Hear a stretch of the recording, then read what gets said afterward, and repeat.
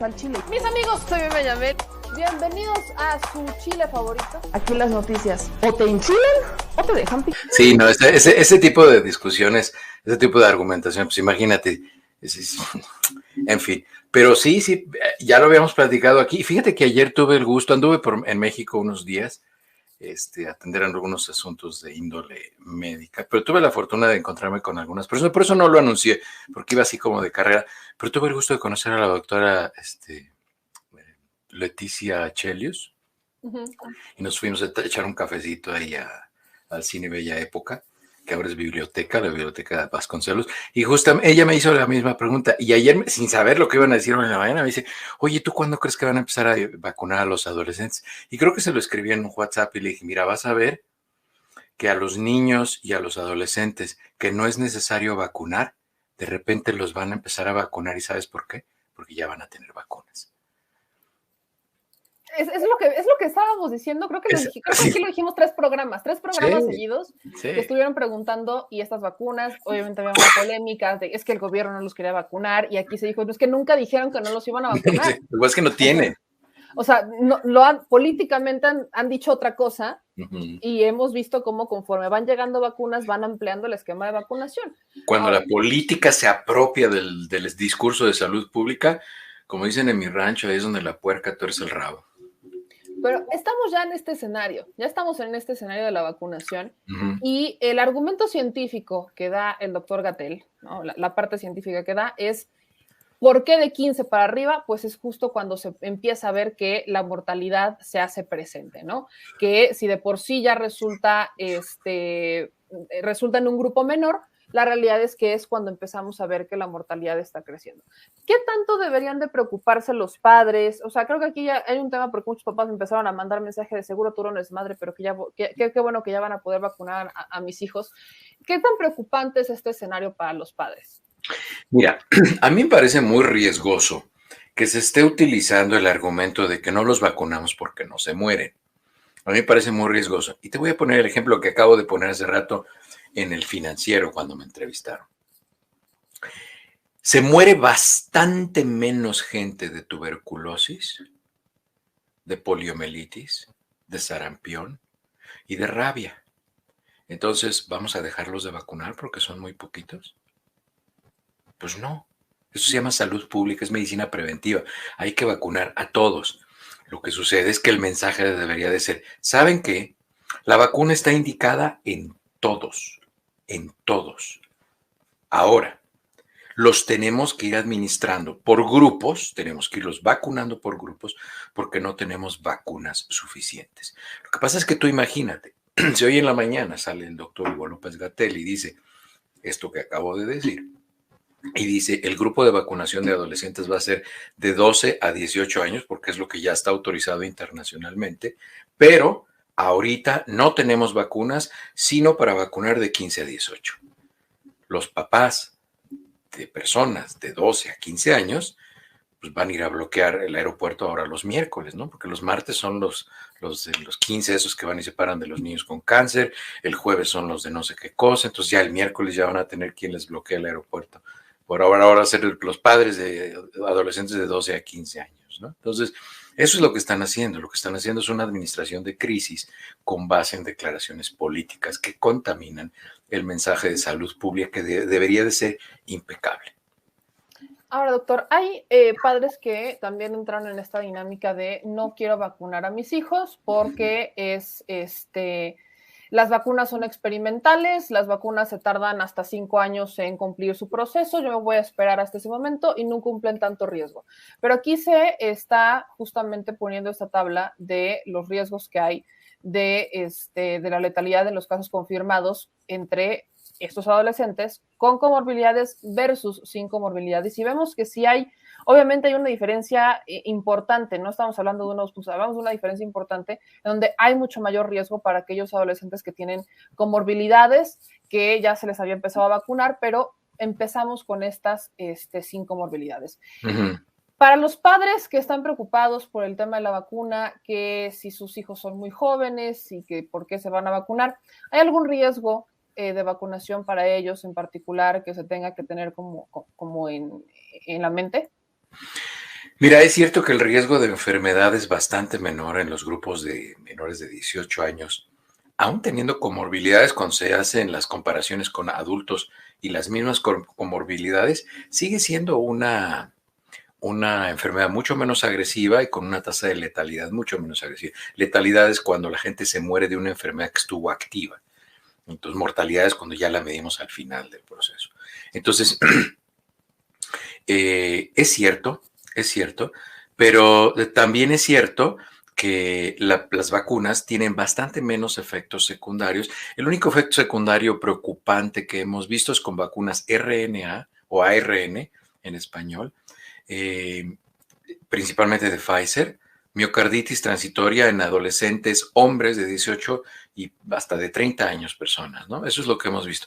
Pero en 48, 72 horas se resuelve y quedan sin problemas. Sin embargo, el riesgo de miocarditis en pacientes adolescentes que enferman de COVID es de por ciento, es decir, no es un caso en 6 millones como la miocarditis con vacunas ARN. O sea, un caso en 6 millones. No, no es así. Es de porcentual. Es decir, hay casos dentro de 100 personas que tienen miocarditis y la miocarditis que se presenta durante el proceso de COVID siempre deja secuelas. Entonces, funcionales o dolor en el pecho como si estuvieran teniendo un infarto. Imagínense que son un adolescente de 14 años y que viven con dolor en el pecho como si estuvieran teniendo un infarto, ¿no? Entonces, pues eso es bastante discapacitante, probablemente no físicamente porque pueden hacer el ejercicio que quieran porque la función cardiovascular es la misma, pero pues es bastante incómodo, ¿no? Estar viviendo con dolor en el pecho. Entonces, efectivamente, las vacunas son seguras y efectivas. Yo lo único que les digo, porque ya lo he repetido aquí, cuando llega alguien me dice, convénzame de que vacune, no, yo no tengo tiempo de convencer a nadie que se vacune. Nada más lo único que yo invitaría a los padres y a las madres que no van a vacunar a sus adolescentes, que se sienten enfrente de ellos y les digan, mira, yo decidí que no te voy a vacunar porque yo tengo muy altos conocimientos científicos, tengo un sustento científico muy robusto y yo no estoy seguro o segura de que te vacunen. Ahora, si te infectas de COVID y presentas secuelas, yo asumo toda la responsabilidad porque yo estoy tomando la decisión de no vacunarte, sabiendo que incluido el 80% de las personas que se infectan pueden presentar secuelas, es decir, pueden presentar cambios por el resto de su vida como pérdida de pelo, fatiga crónica, depresión, trastorno de déficit de atención, dolor articular, dolor muscular, náuseas, pérdida del sentido del olfato, zumbido de oídos, dolor de cabeza y todo eso. Léanle la lista y digan, si tú presentas cualquiera de estos síntomas por el resto de su vida, a quien le tienes que dar las gracias es a mí, porque yo soy un luchador científico que siempre te dio lo mejor. Si le explican eso a sus hijos, si tienen un trato con sus hijos, adelante, háganlo así. Pero después no me vengan con el garlito de que qué medicina le puedo dar para la secuela COVID, porque así ya me lo preguntó una persona que en algún programa dijo, pues yo no me vacuno porque es experimental, porque utilizan células fetales o porque el mercurio o porque la luciferina y todas esas cosas que ponen. Uno de esos tan rabiosos reclamantes me vino a decir, ¿qué le puedo dar para las secuelas COVID? Y como yo tengo buena memoria, le dije, usted decidió no vacunarlo, pues haga una fiesta, siente a su hijo de 12 años y dígale, no, de 18 años, siente a su hijo de 18 años, porque se salió de la universidad, ya no pudo seguir estudiando, porque ya no aprendía, le dolía la cabeza, se salió su hijo de la universidad. ¿Para qué quiere tratamiento? Me mandó un mensaje por WhatsApp. ¿Para qué le quiere dar tratamiento? Hágale una fiesta y dígale, estamos conmemorando mi mayor herencia. Esto es lo que yo te dejé para el resto de tu vida. Qué fuerte. ¿No? Aquí hay algo que me preocupa, que justamente tiene que ver con las comorbilidades y me voy a lo que hoy presentan como las causas de defunción más recurrentes según el INEGI en 2020 en los adolescentes. Y en tercer lugar está el suicidio. Entonces, me preocupa cuando vemos que una de las comorbilidades es depresión. O sea, si suicidio es una de las causas más frecuentes de defunción en adolescentes, al menos en 2020. O sea, estos son datos del INEGI, o sea, del 2020. Me preocupa mucho que tanto pudiera esto incrementar con las comorbilidades, sobre todo en aquellos que vayan, no importa si desarrollas la enfermedad, podría ser asintomático y presentar secuelas. Pero aquí, por ejemplo, veo malformaciones congénitas, enfermedades cardíacas, tumores malignos, también está en un cuarto lugar. En un octavo está influenza y neumonía, en el noveno está parálisis cerebral, décimo epilepsia y en el onceavo insuficiencia renal. Creo que hay secuelas COVID para prácticamente todos ellos. ¿Qué tantas son las posibilidades de que se disparen estas causas de defunción en los adolescentes? Bueno, primero déjame comentarte algo. Ahí aquí tienes esta gráfica de las causas de defunción. Si COVID es la causa número 7 y el 8 es, y fíjate, ahí tienen que poner influenza y neumonía juntos, porque si pusieran influenza, se sale de las primeras 10. Entonces, ¿por qué quieren vacunar contra influenza? Si se mueren menos. O sea, porque ahí yo no veo que se mueran por tuberculosis. Entonces, ¿para qué quieren seguir vacunando para tuberculosis? O sea, la única enfermedad infecciosa que está en las primeras 10 causas de muerte es COVID.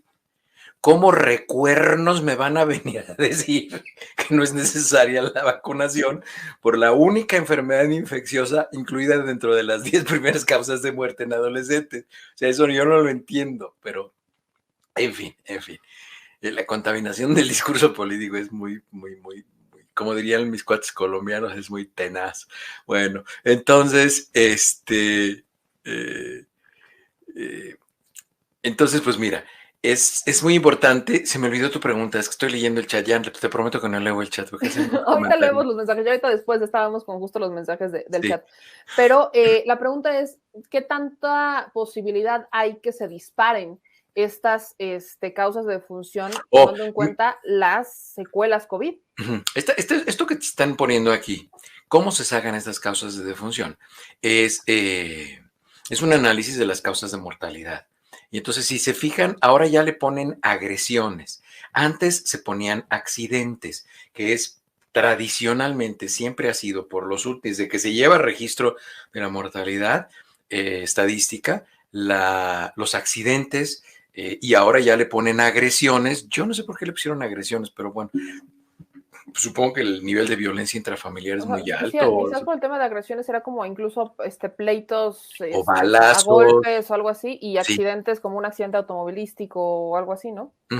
Entonces, probablemente por eso lo ponen, pero sí, esa siempre ha sido la primera causa, ¿no? Por ejemplo, personas de mayores de 50 años, la primera causa es enfermedad cardiovascular, que pues aquí está en el quinto lugar, y habitualmente esas enfermedades cardiovasculares que están en el número 5 van tomadas de la mano, muchas veces de la número 6, que son enfermedades congénitas, enfermedades congénitas que son generalmente morfológicas, las enfermedades congénitas, es decir, trastornos cardiovasculares, pulmonares, renales, cerebrales, en fin. Entonces, ahí están incluidas todas esas enfermedades. Esto puede ir cambiando. Y el tema del suicidio que tú mencionas, fíjate que es un tema que comentamos en uno de los programas de los viernes, cuando los hacía los viernes. Tuvimos de invitado al director del Hospital Infantil psiquiátrico, al doctor Emanuel Sarmiento. Lo tuvimos ahí. Síganlo, por cierto. Su tweet es @emasarmiento. Síganlo. Una persona muy inteligente, es un doctor muy discreto, muy inteligente, una persona muy brillante, muy educada, doctor veracruzano, tengo entendido. Muy bueno el doctor Manuel Sarmiento. Y con él platicábamos esto de la depresión, la ansiedad y el suicidio. Lo que pasa es que ahora con el encierro, los adolescentes empezaron a tener crisis y incluso hay unos que se lastimaban, se empezaban a cortar, tenían pensamientos suicidas, en fin, se deprimían. Y muchas veces, bueno, pues las personas con las que viven, sus padres o quienes se hagan cargo del cuidado de ellos, no tienen las herramientas emocionales, ni intelectuales, ni de conocimiento para poderles ofrecer alguna ayuda. Entonces es por eso que yo siempre, en los espacios que organizamos los sábados, siempre culminamos con la frase, vayan a terapia. Entonces, lleven a sus hijos a terapia, porque a veces, por ejemplo, yo he visto casos que en 2 o 3 sesiones de terapia. Ahora se llama una terapia que se llama terapia conductiva. La terapia conductiva no es un psicoanálisis. Con el psicoanálisis, aquel freudiano, puta, los pacientes estaban 5 o 6 años en psicoanálisis y era como ir a confesarte a la iglesia, no sirve para nada. Entonces, bueno, pues ahora se hace la terapia conductiva y son terapias breves que atienden el asunto por el que el paciente va ahí, ¿no? Entonces, si el paciente dice es que me quiero suicidar y tal, y no te van a empezar a pensar, usted tiene recuerdos de cuando estaba en el útero de su madre. O sea, no te van a empezar a preguntar cosas así. Se van a enfocar en el problema y cuáles son las herramientas conductuales y para poder lidiar con tus problemas cotidianos, para que los resuelvas teniendo una conducta constructiva y propositiva, ¿no? Eso es lo que hace la terapia conductiva. Entonces, si ustedes como padres, como hermanos, como primos, como alguien que conoce un adolescente o una adolescente, si se dan cuenta que están teniendo datos de depresión, ansiedad, y es más, ahorita si quieres aquí que el productor nos está viendo, meme, que se meta a internet y se meta a Google. Y aquí la gente, y lo ponemos aquí que para que parezca, para que la gente lo haga. Hay pruebas que son de autodiagnóstico, que son pruebas que nosotros nos podemos hacer, las imprimimos o las vemos en internet y las copiamos y las anotamos, nos da un puntaje y nosotros podemos identificar si tenemos ansiedad, trastorno de ansiedad o depresión, y ahí no los mide si es moderado, severo, leve, ahí no los va midiendo. Y los interrogatorios, y hay en español, el interrogatorio para ansiedad se llama GAD-7, GAD-7 o GAD-7, así se llama, el GAD-7, buscan ahí cuestionario GAD-7 y son una serie de preguntas, eso les da una puntuación, la suman hasta abajo y ese es bastante sensible, sean honestas, sean honestos cuando lo contesten, porque de ahí se va a reflejar si de verdad tienen trastorno de ansiedad. Y el cuestionario para depresión es el PHQ-9. O PHQ-9, ahí está, es el GAD-7, búsquenlo en Google, imprímanlo y háganlo y contéstense ustedes esas preguntas.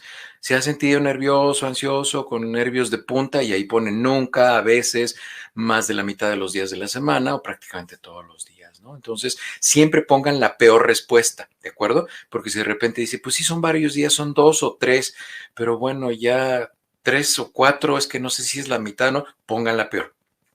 Porque más vale que se atiendan a tiempo a que vayan menospreciando su edad. Y digo su edad, es que hay dos cosas que menosprecia la gente, su nivel de ansiedad y su edad. Lo que pasa es que pienso más rápido de lo que hablo. Entonces, háganse esa prueba. Y la otra es el PHQ-9 para depresión, el PHQ-9. Y ahí también sacan su puntuación y ven, y si ven que tienen depresión o tienen ansiedad, busquen ayuda, busquen ayuda. ¿De acuerdo? Los trastornos mentales no se resuelven echándole ganitas, ¿de acuerdo? Se resuelven con terapia, porque a veces es un problema bioquímico de nuestro cerebro y es tan serio como tener la presión alta.